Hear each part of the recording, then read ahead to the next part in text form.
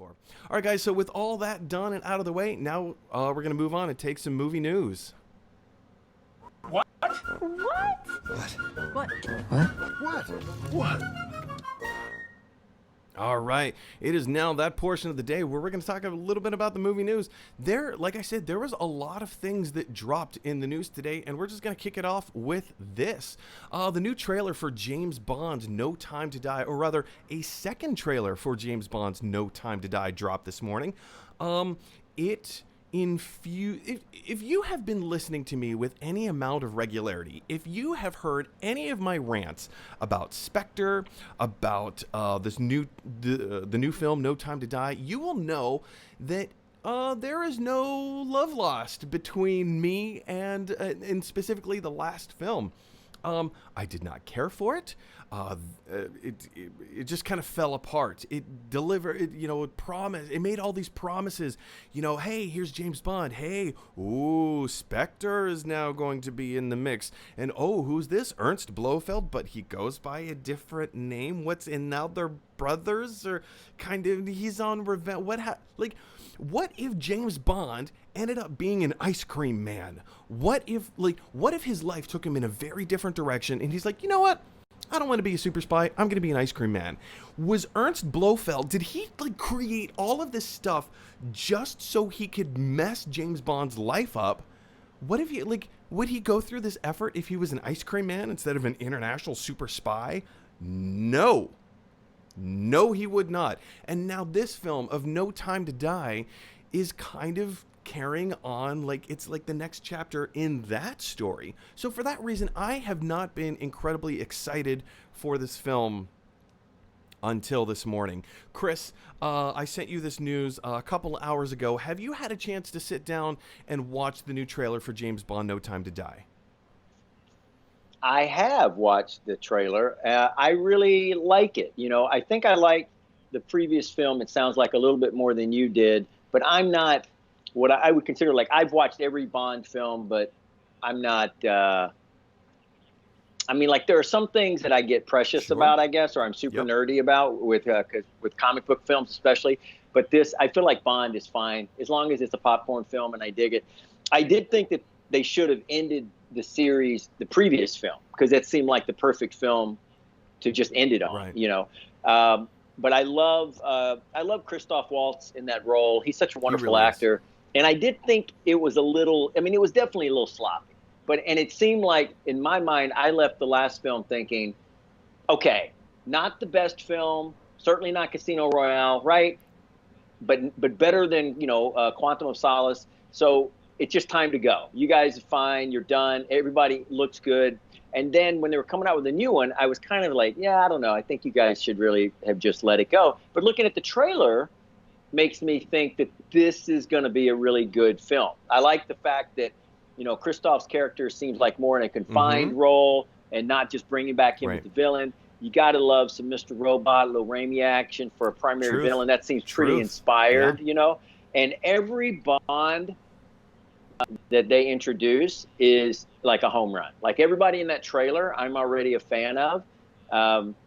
Although there's a part of me that doesn't like Ben Affleck being able to tell people that he's dating a Bond girl. But other than that, Léa Seydoux, I've never been a huge fan of Léa Seydoux's. I'm not going to make that blanket statement. Léa Seydoux has a very specific acting style, and it works for some films. I think it's depending on the role, depending on the tone, depending on the movie. I did not personally care for her as a character in a James Bond film, especially when it turns out, again, in the last film, they hated each other. There was no reason for Bond and Léa Seydoux's character to get together in a romantic capacity. They met on the premise, A, of a lie. He was there trying to get information about her father, and B, he needed her to take her to this hotel in the middle of somewhere that had some clue in it. And while they were there, they got drunk and, they had their ways with each other. And then it was just kind of assumed that, oh, hey, now we're a couple and we're in love. And this all happened over the course of 3 days, maybe, entirely. That's that was a bit of a stretch for me. That was a huge stretch for me.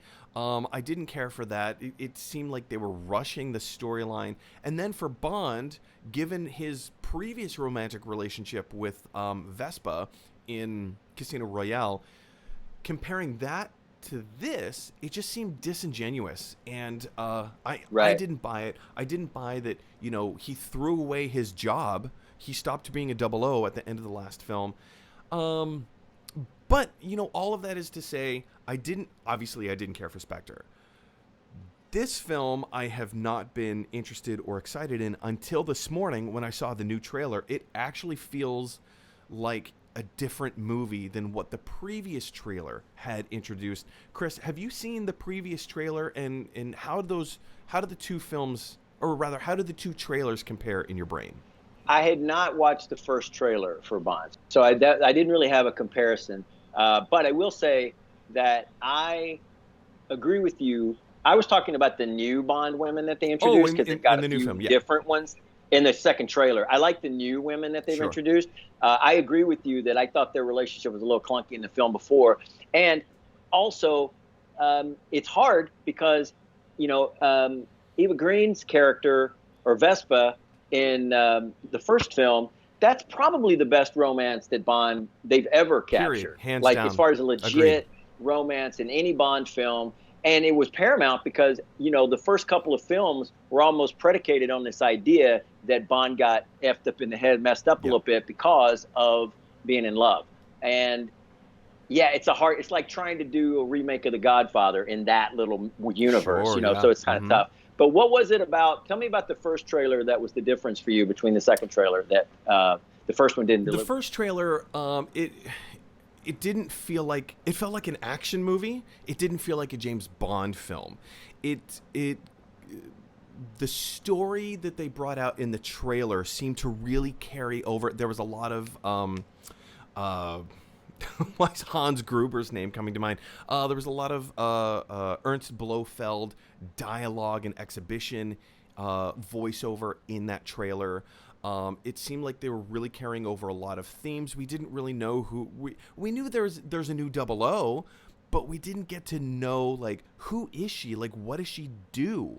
You saw like a really brief glimpse of Rami Malek's character, and it just kind of seemed like it was carrying on the relationship between Bond and Blofeld. And I feel like we got enough of that in Spectre. This trailer, it references it, but it feels like the story goes in a very different direction. They gave us more in terms of what to expect in the film, the action, a little bit more of the story, and some of the personal stakes that aren't this, ooh, mystery. What's this background story? Oh, he has a brother. Ooh. And they didn't hammer down on that in this trailer. We got a better look at more of the characters. I love, and this is the first film that we've actually had more supporting characters portrayed by women than we have in any other Bond film period. I think that is a refreshing take on the character. And, if they end up retiring the character of James Bond and take the franchise in a very different direction, I'm all for it. I love Daniel Craig as James Bond. I love the character of James Bond. I love this whole 007 thing. I love the super secret spy aspect.